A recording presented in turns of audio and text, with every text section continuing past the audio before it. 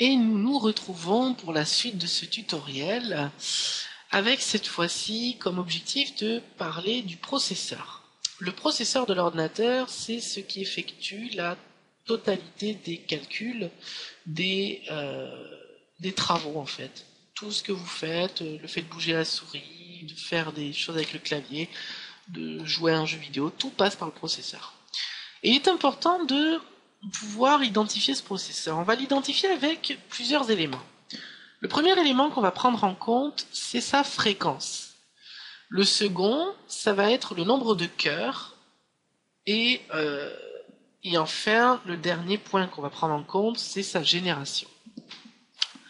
Dans mon cas, par exemple, j'ai un Core i3. Donc je vais vous le montrer. On le voit ici, toujours pareil, propriété système, gestionnaire de périphériques. Dans mon cas, on peut voir ici, un peu plus bas, que j'ai un Core i3 2100. C'est un petit processeur à 3 GHz. On a vu justement précédemment dans la vidéo qui parlait de 3D Mark que c'était pas suffisant pour faire tourner les derniers tests avec une grande fluidité. Mais malgré tout, c'est un bon processeur. Écoutez, à 3,30 GHz, il fonctionne bien. Un Core i3 a la faculté d'avoir plusieurs cœurs. En fait, il faut savoir que des cœurs dans un processeur, c'est la possibilité pour le processeur d'effectuer plusieurs choses en même temps. Lorsqu'il y a par exemple 4 cœurs, le processeur va pouvoir traiter 4 grosses tâches en simultané. Alors quand je dis des grosses tâches, c'est parce qu'il ne faut pas confondre ça avec le fait qu'un ordinateur soit multitâche. Même un ordinateur qui n'aurait qu'un seul cœur peut effectuer du multitâche, il n'y a aucun souci. En réalité, le processeur va scinder la tâche en plusieurs tâches parallèles, il y arrivera sans problème. Mais dans le cas d'un processeur qui a de multiples cœurs, en fait, il s'agit des grosses tâches qui peuvent être effectuées en parallèle. Par exemple, des logiciels tout entiers.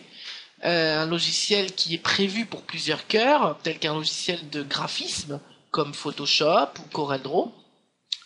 Les dernières versions de Photoshop et CorelDRAW vont exploiter le multicœur. Et donc, lorsque vous ferez par exemple certaines choses, il va par exemple administrer à un cœur le travail par exemple un travail graphique au niveau des couleurs, pendant que vous vous occuperez d'autres choses, puisque avec votre souris vous serez en train de refaire par exemple de la retouche photo.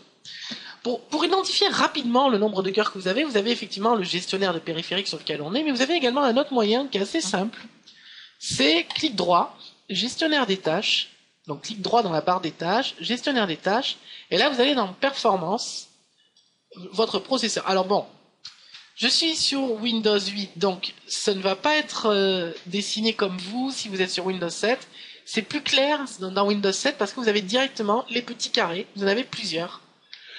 Moi, je suis obligé de le voir ici que, en fait, j'ai 2 cœurs, donc 4 processeurs logiques. Alors, pour expliquer, en fait, c'est-à-dire que à l'intérieur du processeur, on a 2 cœurs et chacun est divisé en 2, ça fait 4 processeurs logiques. Bon. Je vous passe les détails, c'est pas très important. Là, vraiment, ce qu'on va simplement essayer de comprendre, c'est les générations des processeurs. Pour faire simple, dites-vous que les générations d'avant, c'était au tout début des Pentium du côté d'Intel et des c'était quoi, c'était des Athlon, non, avant les Athlon c'était, je sais plus, c'est il y a longtemps, du côté d'AMD il y avait aussi les vieux trucs quoi, je sais plus les noms, excusez-moi. Du côté donc d'Intel on a eu Pentium, ensuite on a eu Pentium 2, Pentium 3, ensuite on a eu les Core 2, c'est ça, on a eu les Dual Core, quoi. En fait, ensuite on a eu les Core 2 Duo, et maintenant on est au Core i. Donc Core i3, Core i5, Core i7. Par rapport à votre utilisation, le fait d'avoir un Core i7 plutôt qu'un Core i3, ça dépendra uniquement de ce que vous en faites. Si vous faites des jeux vidéo, par exemple, un Core i3 ou un Core i5 est largement suffisant. Si vous faites du traitement d'image ou de l'infographie ou du traitement du son, enfin des choses qui ont besoin d'énormément de calculs, il vaut mieux avoir un processeur puissant. Et dans ces cas-là, même la carte graphique peut être secondaire. En tout cas, par exemple, dans le cadre de la musique. Là, ce serait plutôt du Core i7 qu'on vous conseillerait. Si c'était de l'AMD, je vous conseillerais du FX dans ces cas-là, qui est le tout nouveau qui vient de sortir. Enfin, tout nouveau, pas tant que ça, il a 1 an maintenant. En plus, c'est un peu un échec commercialement, malheureusement. Mais c'est un bon processeur, hein, mais sous-exploité. Quoi qu'il en soit, ce qui va compter lors de votre analyse de votre ordinateur, ça va être la fréquence.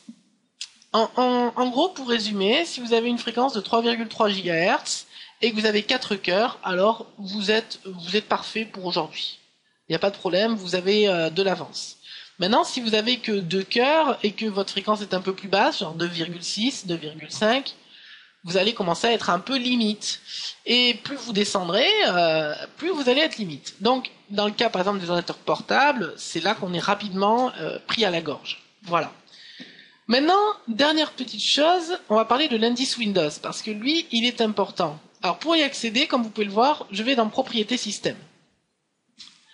L'indice Windows, c'est une évaluation qui est faite par votre système d'exploitation. C'est une évaluation qui est faite et qui prend en compte tout ce que vous avez dans l'ordi. Bon, moi, par exemple, dans ce cas-là, j'ai un bon PC, mais mon disque dur principal est un peu en retrait.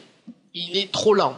Résultat, il va ralentir tout mon PC. Et donc, l'indice de base est indexé sur l'indice le plus bas. C'est là que je vois, par exemple, que si je voulais vraiment donner un petit coup de fouet à mon ordi, la première chose que je devrais changer, c'est le disque dur principal. Par exemple, je pourrais prendre un SSD ou quelque chose comme ça. C'est une information très intéressante, vraiment très importante, car l'indice de Windows vous dit vraiment rapidement ce qu'est en deçà de ce que vous devez faire. Vraiment, il ne faut pas négliger cette info. Voilà. Je vais m'en tenir à cela pour ça. Je ne vais pas en dire beaucoup plus parce qu'il n'y a pas grand-chose à dire de plus. Votre processeur, c'est plutôt intéressant d'avoir un multicœur suivant ce que vous en faites.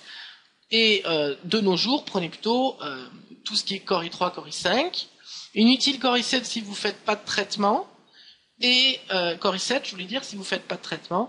Et du côté d'AMD, je vous conseillerais du FX, ou du tout nouveau Bulldozer, donc qui d'ailleurs s'appelle le FX. Mais il y a un autre aussi que j'avais vu qui était pas mal. Je me souviens plus. Qui vient de sortir chez AMD en plus. Enfin bref. Quoi qu'il en soit, ce qui compte c'est la fréquence et le nombre de cœurs. Voilà, globalement. Maintenant on va parler des disques durs pour conclure là-dessus. Et après on en aura fini avec ce tuto.